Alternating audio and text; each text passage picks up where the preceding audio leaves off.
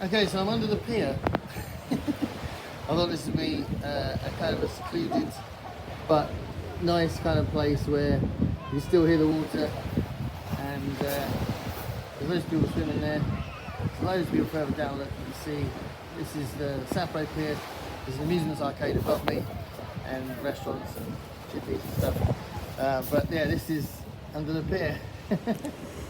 Okay, so I wanted to talk about the 3 stages of life, because I had a thought that I felt like I was in my 3rd stage, and I thought it'd be interesting to talk about. I'm going to refer to books as well, because I'm going to talk about some of the books that were huge features and influencing my stage of life, whenever that was.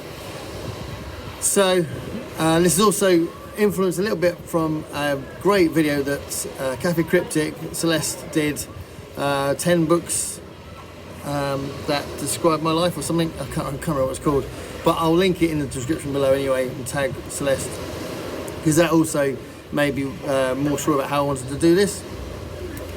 But basically, I feel like we can all put our lives into different stages, and we'll have different opinions about when they are.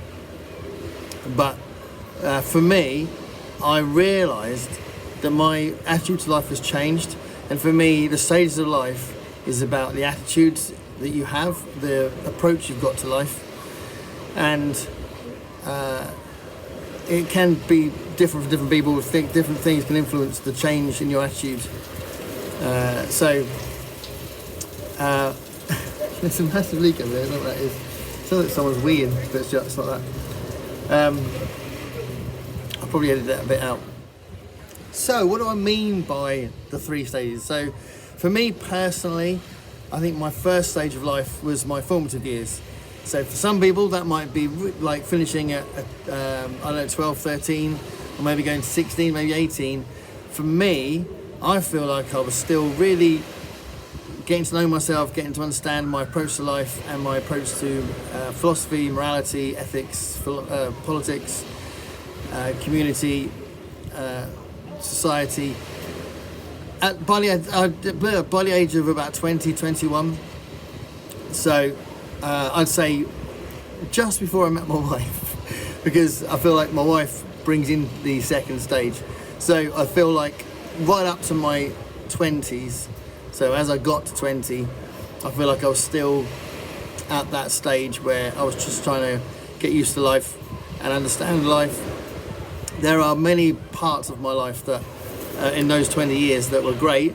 I have fond memories, but I also had some serious trauma I had to deal with as well, and that's also why I've stopped it at 20, because I kind of buried it a little bit in my early teens, and then it came out again and I had to deal with it in my late teens. My late teens were really, really unhappy. I think I have mentioned it before in the channel, but there's something else that's coming up later that will be talked about in more detail with reference to a particular author, where I really did go down a very serious period of chronic depression and all that sort of stuff, and that was dealing with the trauma that I had when I was younger, and that was all featured in that as well. So I don't want this to be a negative video, but that is part of the reason why my 1st stage finished then. But going to school and having all those adventures with friends, camping, going to scouts, my first adventures in reading, all that kind of stuff. That's all, all the great cinema that was in the 80s, and there's great TV in the 80s as well. Somebody mentioned, what was it? Gavin mentioned Monkey recently. That was a huge thing for me, but also Starsky and Hutch, and later on Miami Vice, all that sort of stuff. But yeah, fantastic times. But I feel like by the time I got to 20, that was really when I kind of started settling down into something that was a more formed Gareth. So my formative years, if you like. So what I want to do is at the end of each stage, I want to talk about the books that are featured in those times. So I wanted to first mention 1984 by George Orwell, because I studied that in school. So that was one of the things I did in my English class. So that was great to study 1984, and that was a really important moment in my reading. And it wasn't necessarily the thing that got me reading, but it's definitely, out of those books I read in school, that was one of the ones that had a lot of impact. So that was one thing. One thing that I have mentioned before, but I'm going to mention it again, and that's the fighting fantasy books. So that was a huge thing. We loved them. Me and my mates, we read and played the fighting fantasy books loads. So they're great books, and they're big features of my childhood. You know, Death Trap Dungeon, City of Thieves, Forest of Doom, Star Trek Traveller, even Warlock of Firetop Mountain, House of Hell, Creature of Havoc. Some fantastic stories where you were the player, you were the character. You know, like choose your own adventure books. But in this country, Steve Jackson and Ian Livingstone created this series, the Fighting Fantasy series, which was fantastic books. And they went on to form Games Workshop. And that's had a huge, you know, they created Warhammer and all that. You know, so they're cultural icons, those two. But Fighting Fantasy books were hugely important. I was also going to mention the first Ray Bradbury book I ever read, because Ray Bradbury was a really important author for me right at the beginning, and that was The Illustrated Man. The Illustrated Man was the first Ray Bradbury book I read. So, yeah, I wanted to mention that as a part of my formative years. So I love that book, but I love all of his books, but that's got a special place in my heart because it was the first Ray Bradbury book that I read. And obviously I've said before that I collect cartoonist books, and the first one that really got me obsessed with cartoons was Is Nothing Sacred by Gavin Wilson, which is a great book, but it was just a massive stepping stone in my appreciation of cartoonists. And that's a much closer leak. There was a leak a minute ago, now there's a much closer leak there.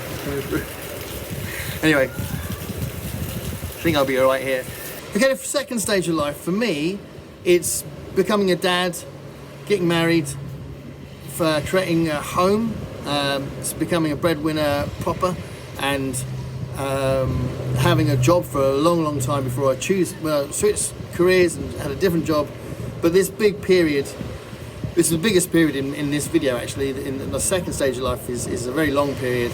So from the age of 20, 21-ish to 50, so big 30-year gap where loads of things happen. But a lot of it is me settling down and becoming a dad. As I said, I love being a dad and having my two kids that are now not kids anymore, Jess and Louis. Talked about them loads on the channel, but that's a huge part of how I define myself. And this second stage of life was full of economic hardship. I was in retail for the first 15 years of that period, and we had no money. There was literally no money in it at all. My first wage for ages was £11,000 a year, which is terrible. And we were buying groceries on credit card and all that. But I loved working in record shops, so I probably would have kept doing it, even though we had such bad money situation. But the shop I was working at closed down, and I thought, actually, this is my chance to look at something else. And that's when I decided to train to be a teacher, go back to university, and all that sort of stuff. So that's part of the second stage as well, going back to university, studying history, studying philosophy and ethics and all that sort of stuff as well. But also, in all that period, I'm a working musician as well. So I work as a solo musician for a while. I have a couple of odd projects. I have an instrumental recording project with some mates that we did for a while as well, a couple of years. I had an acoustic duo that was going well, but then the other half of the duo said, this is getting too serious, don't want to do it anymore. But then later on, obviously, I formed Bemis with Richie, and that's been going for nearly 20 years. 20 years next year. So being a working musician, all the adventures we've had as a musician, it's just phenomenal. I could go on for ages about the things that we've done. Obviously, probably the most dramatic thing is having that 5-week gig in Thailand in 2007. That was incredible.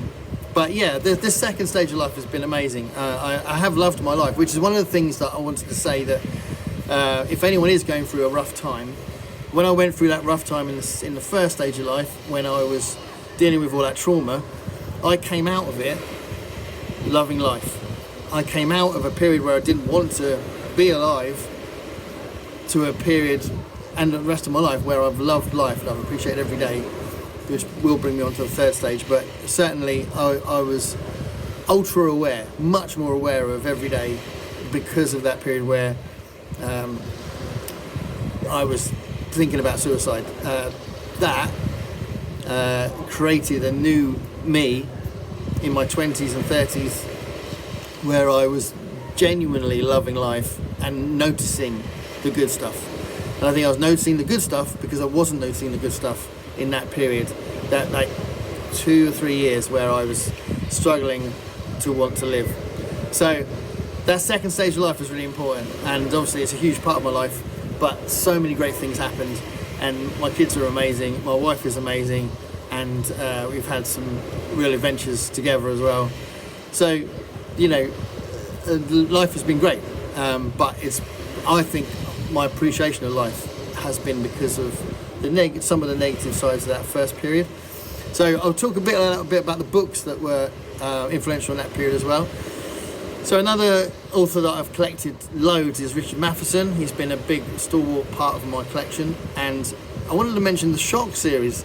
So there's Shock 1, Shock 2, Shock 3 and Shock 4, and Shock 4 is sometimes called Shock Waves. And the reason why I mention it is that before the internet, it's very difficult to find these things, and I'd get all excited if I could find them. And even now with the internet, because they're so rare, Shock 4 and Shock Waves is sometimes called, either Shock 4 or Shock Waves. That book I still haven't got because it's so expensive when I see it. It's at least 30, 40 quid, and to say to my wife, this is really rare, I want to get this, it's 40, she always goes, oh well, you always say everything's rare, and it's just that bit of persuasion hasn't really happened, and it looks like I'm spending a ridiculous amount of money for a small paperback. So I still haven't got that. I'm still waiting to find that relatively cheap, and I will do, I'm sure I will do. But Shock 4 or Shock Waves I wanted to mention as something that I really desperately want in my Richard Matheson collection, which is quite a big collection, to be fair. I've got quite a lot of Richard Matheson stuff. And I wanted to mention, with all this stuff where I studied history in college, there's loads of stuff that really bolstered my knowledge and my understanding of history and the way that society works, and loads about European history in particular that I found really fascinating. And I wanted to mention the World Turned Upside Down by Christopher Hill, which I mentioned before, but it's my favourite history book. And there's a great book which is like a compilation of different texts and pamphlets and things and opinions and all sorts of different things that collected together about the Peasant Revolt, which was a huge part of English history, and that was edited by Dobson, and that's a great book as well. So I wanted to mention those books. And a big part of my university learning was E.P. Thompson's book, The Making of the English Working Class. The Making of the English Working Class is a seminal work about how the Industrial Revolution created a very particular kind of class system in Britain and in England, and the way that played out, what it is. And because E.P. Thompson was a socialist, it's got that kind of us and them Marxist approach to it, which I think makes perfect sense. And it's a really, really important book. So if you are interested in that kind of thing, I would recommend The Making of the English Working Class by E.P. Thompson. And then, just because I'm trying to kind of look at things I collected, because I've been collecting books about the Marx Brothers all my life, this period I ended up getting quite a big collection. I've got 2 boxes full of Marx Brothers books. I wanted to mention Harpo Speaks, which is Harpo Marx's incredible autobiography that I love to death. It's a really great autobiography. Harpo Speaks. Obviously, it's called Harpo Speaks because he was mute in the films. He was mute in the films because he appeared on theatre with them once with his brothers, and straight away there was a review the next day where this guy says that squeaky redhead guy shouldn't be speaking. He's got an awful voice, and that was it. He was hurt by the review and didn't speak again in a film or on stage. But yeah, Harpo Marx, really interesting guy. And just that's also what I wanted to mention for this second stage of life. Okay, so the third stage of life, again, I don't want this to be a negative video, but it is bouncing off a negative incident. or event, and that was when I caught COVID and I was in hospital and I thought I was going to die. So going back to this thought I said in the second stage, where I was enjoying life, appreciating life, loving life. I love life. I absolutely love life. I think it's an incredible gift, and for me, I personally think it's the only life we get. So I appreciate it more for that reason as well, and I try to make a difference in the world for that reason. I think that's really important, that we make a difference in the real world and not have some sort of idea that whatever is around afterwards is the thing that makes the hardship better. I mean, for me, that doesn't work.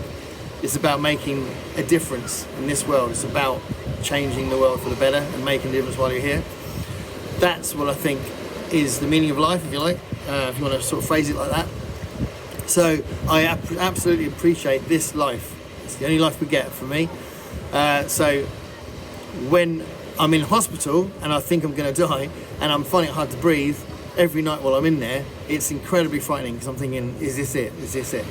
So when I come out, even though I was already appreciating every day, I feel like I'm doing it in a different way now, which is why I feel like I'm in the third stage, because I'm deliberately, I'm kind of, if you like, navigating and manipulating stress levels in a way that I never used to do before. And I think that's a really interesting part of this side of my life. There's also other things that make it different anyway, like my kids are older, so yeah, they're full adults, and it could be the case that soon I'm going to be a granddad. And if I'm going to be a granddad soon, that's a very different way of helping someone bring up a kid. I won't be doing it myself. I'll be doing it for. I'll be involved in their bringing up of their kid. But that's something to look forward to. I'm hoping that'll happen soon. But obviously that's very different. And my approach to work is very different. The fact that my band's been around for nearly 20 years is different. We've all got a different approach, I think, because we've been around for so long, and we've got jobs, and we've got a whole huge catalogue of songs we can pick from when we do the gigs. We've got 4 songwriters in the band. We have a sound that's been consistent. People know what to expect when they see us, but it's still quite different, the fact that we've been around for so long. So that's also different. And yeah, it's just interesting that if I thought about the different stages of life, it's just something that came up to me recently. I feel like I'm in this new stage. This new stage is only 4 years old. It's 2021 that I got ill, and it was such a dramatic period. It took me a good couple of months to get my voice back, to get energy back, for me to be able to walk. I was in a wheelchair for a while, all that stuff. I've talked about it before, but this has brought me into this new stage of life. So, and I do love life. So yeah, appreciate every day, man. Appreciate all your friends. What is going on? There's people on a ladder. And just make the most of this short life that we get. It is short, really. I mean, I can't believe it's happening so quickly. And as you get older, the days get shorter, and you just notice time going past quickly. So a few things I wanted to mention about the recent books that have influenced me or have had an impact on me. First thing, I've become a huge fan of Adrian Tchaikovsky, and I wanted to mention Children of Time, which is his best book. But I've read many books. I think it's 8 I've read. I did do a video on Service Model, and I said how many I'd read in that video. I think it's 8, and I'll be reading a couple more soon in the next couple of months. But I think it's amazing, and Children of Time is his best book, so it'd be silly to mention another one, really. But all of his books I've really liked. So Adrian Tchaikovsky I wanted to mention. Also, a hats off and a reference and a big hug to BookTube, because obviously in the last 5 years, which is most of this period, I've been a contributor to BookTube, and in that period I discovered John Wyndham. So it was quite early on in that period. I think it was literally 4 years ago, but I hadn't read John Wyndham before. He's one of my favourite authors, and I did a video fairly early on my channel about 5 John Wyndham books, and the one that I think is really underrated I wanted to mention was The Trouble with Lichen. Trouble with Lichen is an amazing book, and I think it's really interesting the way that he's got this premise and the way that he runs with it and thinks about how it affects society. I think is amazing. I also wanted to mention Andrew Kaufman and the book called All My Friends Are Superheroes.